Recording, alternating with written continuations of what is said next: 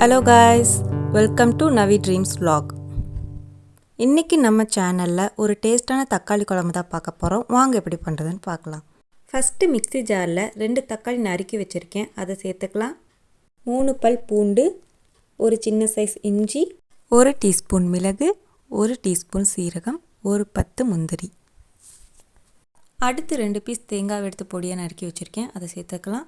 2 table spoon பொட்டுக்கடலை, தண்ணி ஊற்றி ஒரு டிக் பேஸ்ட்டை ஃபஸ்ட்டு இதை அரைச்சி வச்சுக்கலாம். கடாயில் 4 டேபிள் ஸ்பூன் எண்ணெய் ஊற்றிக்கோங்க.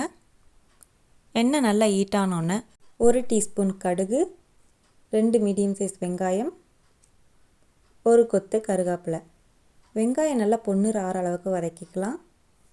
பாருங்கள், வெங்காயம் நல்லா வதங்கிருச்சு. இப்போ நம்ம அரைச்சி வச்ச விழுதை சேர்த்துக்கலாம். நல்லா மிக்ஸ் பண்ணி விட்டுக்கோங்க. அடுத்து 1/4 டீஸ்பூன் மஞ்சத்தூள், 2 டீஸ்பூன் மல்லித்தூள், 2 டீஸ்பூன் மிளகாய்த்தூள், 1/4 டீஸ்பூன் கரம் மசாலா, இதெல்லாம் நல்லா சேர்த்து மிக்ஸ் பண்ணி விட்டுக்கோங்க.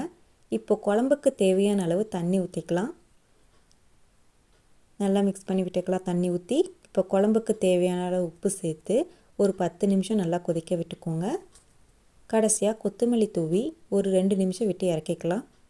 அவ்வளோதாங்க, ரொம்ப சூப்பரான தக்காளி குழம்பு ரெடி ஆயிடுச்சு. இது இட்லி தோசை கூட சாப்பிடும்போது ரொம்ப டேஸ்ட்டாக இருக்கும். நீங்களும் செஞ்சு பார்த்து எப்படி இருக்குன்னு கமெண்ட் பண்ணுங்கள்.